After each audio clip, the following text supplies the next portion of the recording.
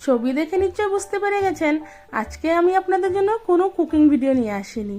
হ্যাঁ, আপনারা ঠিকই ধরেছেন, আজকে আমরা চলে এসেছি পশ্চিমবঙ্গ রাজ্যের কোচবিহার জেলায়। আর এই কোচবিহার জেলার এক অন্যতম পর্যটন কেন্দ্র হলো এই কোচবিহারের রাজবাড়ি। এই রাজবাড়িটি মহারাজা নৃপেন্দ্র নারায়ণ সিং 1887 সালে বানিয়েছিলেন। কোচবিহার বাসস্ট্যান্ড থেকে এই 2 মিনিটের মতো হাঁটা পায়ে চলে আসলেই আপনারা এই রাজপ্রাসাদটির সিংহদ্বার দেখতে পাবেন। আর সিংহদ্বার দিয়ে ভিতরে ঢুকেই প্রথমে আপনাদেরকে টিকিট কাউন্টার থেকে টিকিট কেটে নিতে হবে। আর টিকিট কেটে সরাসরি আমরা ভিতরে ঢুকে পড়লাম। Hello everyone, welcome back to my channel Poppy's cooking and blog. আশা করি আপনারা সবাই ভালো আছেন, সুস্থ আছেন। আজকে আমরা এসেছি কোচবিহারের রাজবাড়ি ঘুরতে। কোচবিহারের রাজবাড়ির ভিতরের যে সৌন্দর্য মন আর নজর কাড়ার জন্য কিন্তু যথেষ্ট।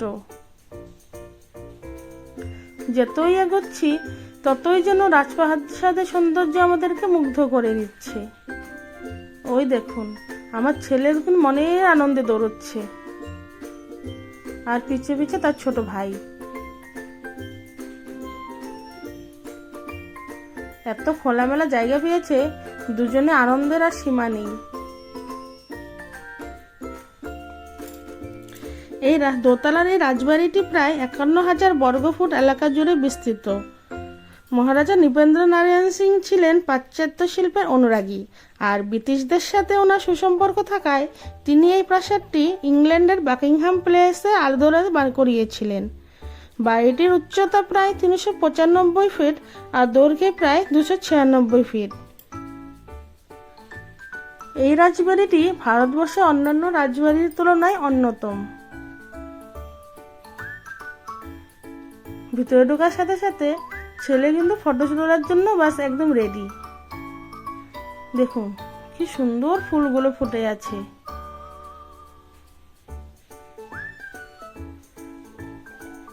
ফুলগুলোকে দেখে হাজব্যান্ডকে বললাম, চলো তোমারও কিছু ফটোশুট করে দিই। বাস উনিও তৈরি হয়ে গেলেন ফটো তোলার জন্য। তো আমরা ফটোশুটের পর্ব কিছু শেষ করে প্যালেসের একদম সামনে চলে আসলাম।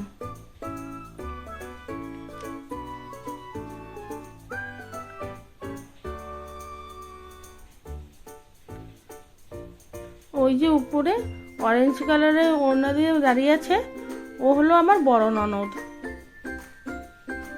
মানে আমার হাজব্যান্ডের বোন। সাথে ওর হাজব্যান্ড আর হলো আমার বড় ছেলে। আর ইনি হচ্ছেন আমাদের কর্তা বুড়ি, একদম পাকা বুড়ি যাকে বলে, আমার ননদের ছোট মেয়ে, আমাদের আদরের টুকটুকি। না না, ওর নাম টুকটুকি না, ওকে তো আমি আদর করে টুকটুকি বলি।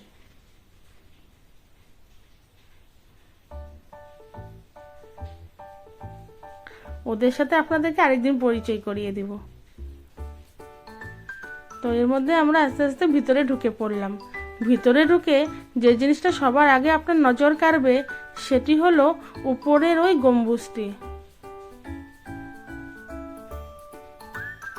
যেটা দেখতে খুবই সুন্দর।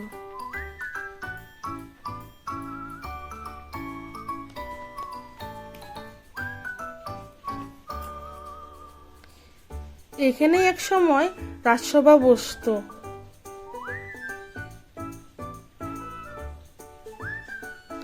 বর্তমানে গম্বুজের নিচেই রয়েছে রাজার মহারানীদের মূর্তি। আর ভিতরে ঢুকেই রাজপ্রাসাদের দেওয়াল জুড়ে দেখতে পারবেন রাজবাড়ির সমস্ত ছবি। সেই সময়কার রাজা মহারাজাদের ছবি, ওনাদের যত স্থাপত্য শিল্প আছে সবই আপনারা এই দেওয়াল জুড়ে দেখতে পাবেন।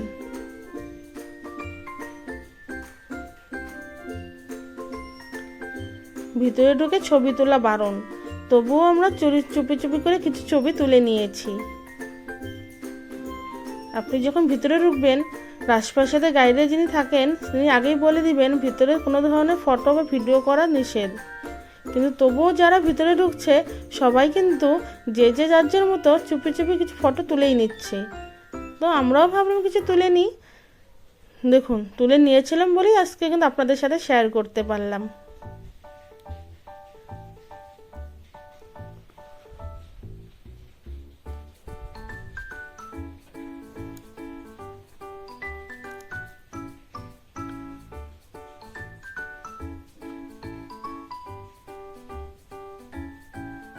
এগুলো হলো মহারাজাদের বাহন, আর ইনি হচ্ছেন মহারাজা নৃপেন্দ্র নারায়ণ সিং, যিনি এই রাজপ্রাসাদটি তৈরি করিয়েছিলেন।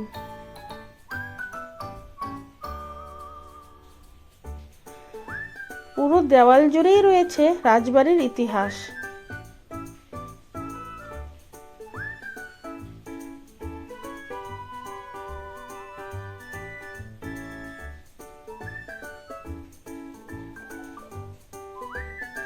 এটা হচ্ছে ওই সময়কার ভিক্টোরিয়া কলেজ।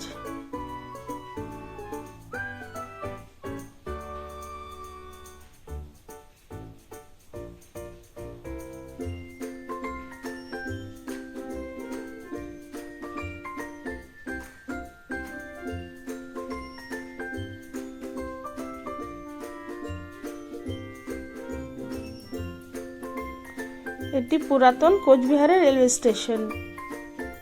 এটি হচ্ছে জেনকিন্স বিদ্যালয়, আর এটি হচ্ছে একটা হাতির মাথা।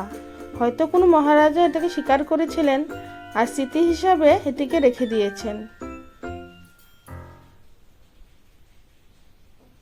কত সুন্দরভাবে এটিকে সংরক্ষণ করা রয়েছে এখন অবধি। এই রাজবাড়িটি বর্তমান ভারতীয় আর্কিওলজিক্যাল সার্ভের আন্ডারে রয়েছে। ওনারাই এই রাজবাড়িটিকে এখন দেখাশোনা করছেন।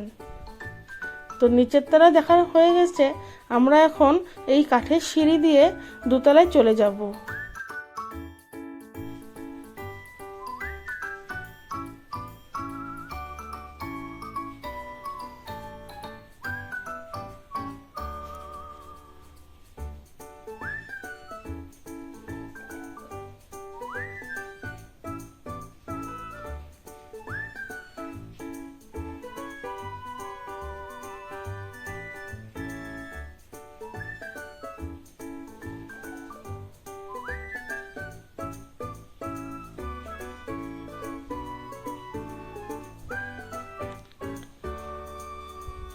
দোতলায় উঠেই আমরা প্রথমে চারিদিকটা ভালো করে ঘুরে দেখছি।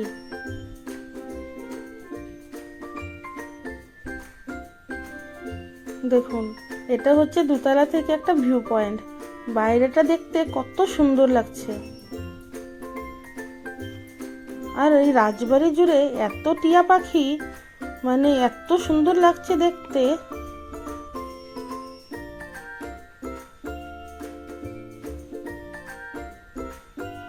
দেখুন, এটা হচ্ছে ওই সময়কার রয়্যাল সোফা।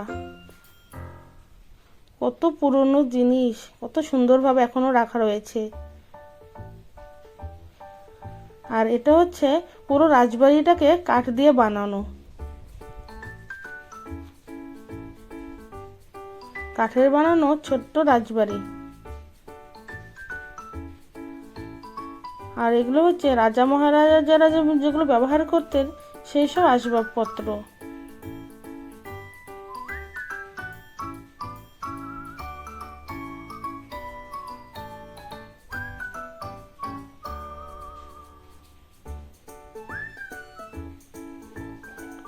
পুরো রাজবাড়ি রয়েছে রাজা মহারাজাদের সময়কার ঐতিহ্য।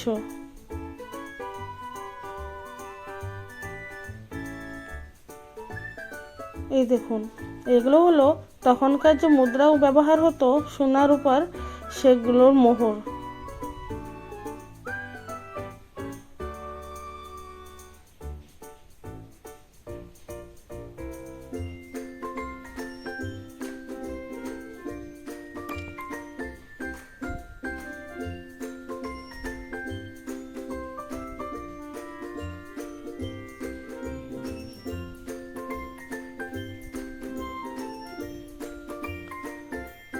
ওনাদের ব্যবহৃত জিনিসপত্র কত সুন্দরভাবে রাখা রয়েছে।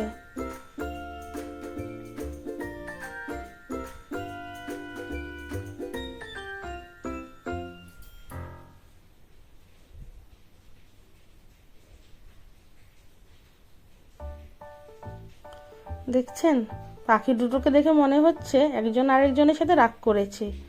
ওই যে হয়তো একজন দেখা করতে আসতে দেরি করেছে, তাই আরেকজন বলছে, তুমি এত দেরি করে এসছো, আমি যাও, আজকে আমি তোমার সাথে কথাই বলবো না। তো রাগ করে দুজনই দুদিকে মুখ ঘুরিয়ে বসে আছে। রাগ কি শুধু আমরাই করতে পারি নাকি? ওদের বুঝি রাগ হয় না? দেখুন, এটা হলো তখনকার সময়ের ইজি চেয়ার। আর এটাই হয়তো সেই আয়না যেটার সামনে মহারানীরা নিত্যদিন নিজেদের সাজ পোশাক পরতো।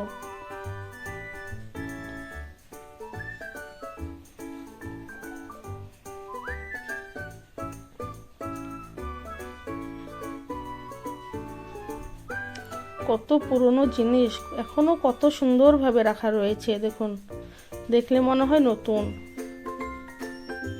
কত স্মৃতি জড়ে আছে এইসব জিনিস ঘিরে।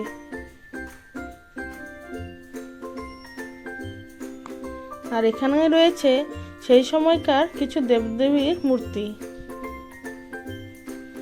যেগুলো কিন্তু পুরো পাথরে কাটা, পাথর কেটে বানানো।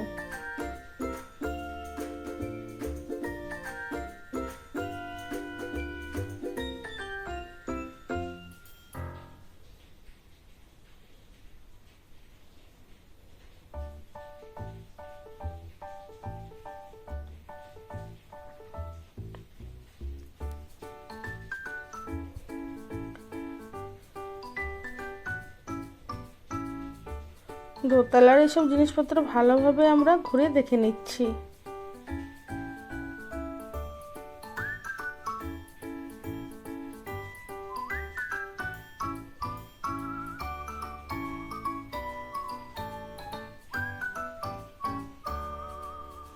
ভালোভাবে আপনাদেরকে দেখাতে পারছি না, কারণ পিছন থেকে যে গাইড ছিলেন তিনি তাড়া দিচ্ছেন যেখানে ফটো তোলা বারণ, ক্যামেরা বন্ধ করুন। তো ওর মধ্যেই আমরা কিছু কিছু ভিডিও করে নিচ্ছি। তো ভিতরটাকে দেখা হয়ে গেছে, এখন আমরা চলে আসলাম রাজবাড়ির পিছন দিকে। দেখেছেন পিছনটা কত সুন্দর দেখতে। সামনের থেকে কিন্তু পিছনের সৌন্দর্য আরো নজর কাড়া। চলুন আর একটু ভালোভাবে আপনাদেরকে প্রাসাদটাকে দেখিয়ে দিই।